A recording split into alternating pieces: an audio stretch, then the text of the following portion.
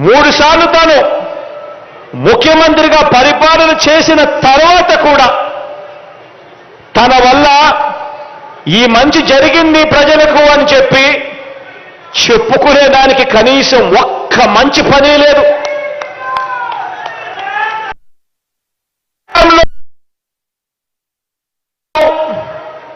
ఈ మంచి స్కీమ్ చేశాను, ఈ మంచి స్కీమ్ తీసుకురావడం వల్ల ప్రజలకు మంచి జరిగింది అని చెప్పుకునేదానికి కనీసం ఒక్క స్కీమ్ కూడా చెప్పుకునే పరిస్థితిలో లేడు. పోనీ తాను మాట ఇస్తే ఆ మాట మీద తాను నిలబడ్డాడు అని, ఆ మాట కోసం తాను ఎందాకైనా పోయాడు అని, ఆ మాట నిలబెట్టుకున్నాడు అని కనీసం చెప్పుకునేందుకు కనీసం అయినా కనీసం మాట మీద నిలబడిన చరిత్ర లేదు. ఇలాంటి ఆయన ఇక ఎన్నికలు వచ్చేసరికి ఆయన దేని మీద ఆధారపడతాడో తెలుసా?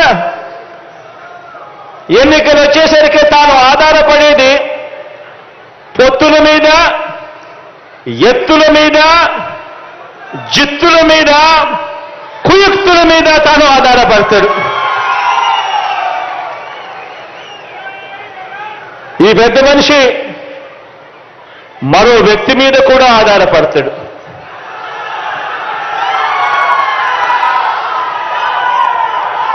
ఒక దత్తపుత్రుడిని యాక్టర్గా పెట్టుకొని డ్రామాను కూడా ఆడుతాడు.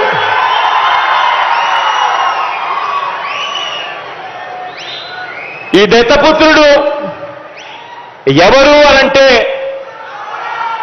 ఎలాంటి వాడు అనంటే, మొన్న తెలంగాణలో తాను పోటీ పెట్టాడు. తాను తెలంగాణలో అభ్యర్థులు నిలబెడుతూ పోటీ పెడుతూ తెలంగాణలో తాను అన్న మాటలు వింటే నాకు ఆశ్చర్యం అనిపించింది. ఆ పెద్ద మనిషి దత్తపుత్రుడు అక్కడ తెలంగాణలో తాను అంటాడు, తెలంగాణలో తాను పుట్టినందుకు తెగ బాధపడిపోతున్నాను అని చెప్పి అంటాడు. తెలంగాణలో తాను పుట్టినందుకు తన దురదృష్టం అని చెప్పి కూడా అంటాడు.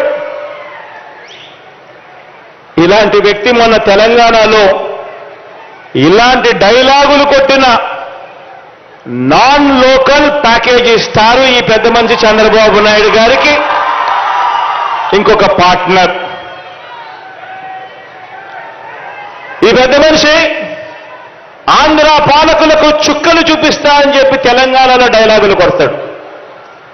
ఆంధ్ర పాలకులకు ఈ పెద్ద మనిషి చుక్కలు చూపిస్తాను అని చెప్పి తెలంగాణలో డైలాగులు కొడతాడు. ఈ ప్యాకేజీ ఇస్తారు, ఈ మ్యారేజ్ ఇస్తారు.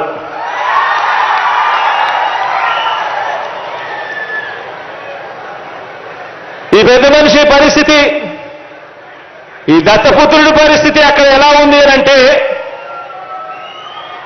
ఆ తెలంగాణలో పోటీ పెట్టి ఇన్నిన్ని డైలాగులు ఆంధ్ర రాష్ట్రానికి వ్యతిరేకంగా కొట్టిన ఇన్నిన్ని డైలాగులకు ఆయనకు పడిన ఓట్లెన్నో తెలుసా? చివరికి అక్కడ ఇండిపెండెంట్ గా నిలబడిన చెల్లెమ్మ బర్రెనెక్కకు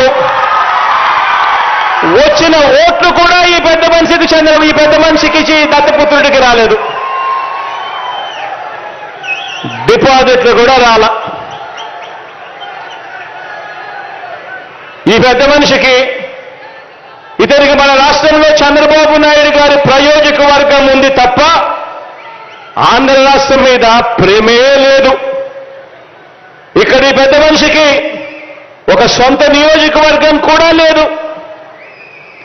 వీరిద్దరూ కలిసి 2014 నుంచి 2019 మధ్య వీరిద్దరూ కలిసి ఎన్నికల్లోకి కలిసి వచ్చారు. కలిసి వచ్చి 2014 నుంచి 2019 మధ్య ఈ ఉద్యానం ప్రాంతానికి మంచినీరు ఇవ్వటం ఎలా అని చెప్పి కనీసం ఆలోచనైనా చేశారా అంటే అది లేదు. 2014 నుంచి 2019 వీరిద్దరూ కలిసి పోటీ చేసి కనీసం ఉద్దానం ప్రాంతం ఇంత దారుణంగా ఉంది, ఇక్కడ kidney research hospital, super speciality hospital ఇక్కడ నిర్మిస్తే ఇక్కడ ప్రజలకు మంచి జరుగుతుంది అని చెప్పి నిర్మించారా అని అంటే అది కూడా లేదు. వీళ్ళు బాబు అధికారంలో ఉండగా ఉత్తరాంధ్రకు చేసిన మంచి లేదు, ప్రతిపక్షంలో ఉండి కూడా వారు ఉత్తరాంధ్రకు చేయని ద్రోహం కూడా లేదు. రాష్ట్రంలో అతిపెద్ద నగరమైన విశాఖను పరిపాలనా రాజధానిగా చేస్తాము అని మీ బిడ్డ అంటే ప్రతిపక్షంలో ఉండి కూడా అడ్డుకుంటున్న దుర్మార్గం వీళ్ళిద్దరిది. ఇక్కడే ఉత్తరాంధ్రలో మీ బిడ్డ ఒక బిల్డింగ్ కట్టినా వెళ్ళి ఏడుస్తారు. ఇక్కడే ఉత్తరాంధ్రలో మీ బిడ్డ 4 ఆఫీసులు పెట్టినా వెళ్ళి ఏడుస్తారు. సీఎంగా నేను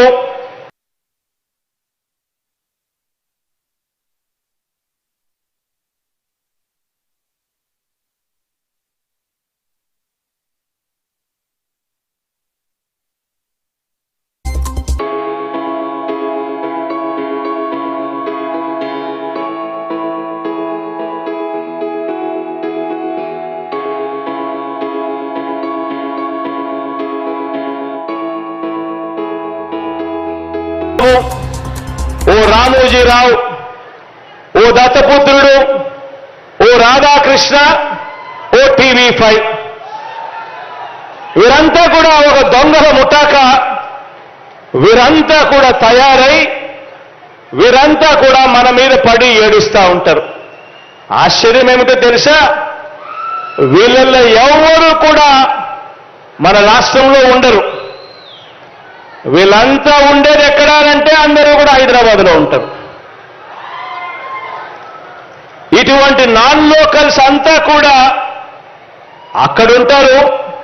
కానీ మన రాష్ట్రంలో మన ముఖ్యమంత్రి ఏం చేయాలి అని, మన ముఖ్యమంత్రి ఎక్కడ ఉండాలని, మన రాజధానులు ఎక్కడ ఉండాలి అని ఈ నాన్ లోకల్స్ వేరే రాష్ట్రంలో ఇస్తామని చెప్పి మనకు చెప్తారు. దానికి తగ్గట్టుగా ఆ ఈనాడులో పెద్ద పెద్ద అక్షరాలు రాస్తారు. ఆ ఈటీవీ, ఆ TV5, ఆ ABN, ఆ చంద్రబాబు, ఆ దత్తపుత్రుడు, ఇవే కథలు, రోజు ఈ డ్రామాలు. ఆశ్చర్యం ఏమిటంటే వీళ్ళల్లో ఏ ఒక్కరూ కూడా ఆంధ్ర రాష్ట్రంలో ఉండరు. మన రాష్ట్రంలో జరగాలట. ఆలోచన చేయమని అడుగుతా ఉన్నా. నేను చెప్పిన ప్రతి విషయంని కూడా ఆలోచన చేయమని చెప్పి మనందరినీ కూడా కోరుతా ఉన్నా. ఇక్కడ ఇంటర్నేషనల్ ఎయిర్పోర్ట్ వస్తుంది అనంటే వీళ్ళకు ఏడుపు. తీర ప్రాంతంలో పోర్టులు, ఫిషింగ్ హార్బర్లు, ఫిష్ ల్యాండింగ్ సెంటర్లు మీ బిడ్డ కడుతున్నాడు అనంటే కూడా వీళ్ళకు ఏడుపు. అధికారం పోయినందుకు వీళ్లకు ఏడుపు. వారు ఏనాడు ఇవ్వని విధంగా మనం ఇంటింటికి కూడా పెన్షన్ ఇంటింటికి ఇస్తా ఉంటే కూడా ఏడుపు. వారి హయాంలో ఇచ్చిన 1000 రూపాయల పెన్షన్ మనం 2250తో ప్రారంభించి ఏకంగా 3000 రూపాయలకు చేస్తుంటే ఏడుపు. వారి విచ్చలవిడి దోపిడీని మనం అరికట్టి జన్మభూమి కమిటీలన్నీ కూడా రద్దు చేసి మనం ప్రతి గ్రామంలోనూ గ్రామ వార్డు సచివాలయాలు తీసుకొచ్చి వాలంటీర్ల వ్యవస్థను తీసుకొచ్చి గొప్పగా ప్రతి పేదవాడికి తోడుగా ఉంటూ నడిపిస్తూ ఉంటే ఏడుపు. వారు ఇవ్వని విధంగా, వారి అధికారంలో ఉండి కూడా ఇవ్వని విధంగా ఏకంగా మీ బిడ్డ ప్రభుత్వంలో 2,10,000 శాశ్వత ప్రభుత్వ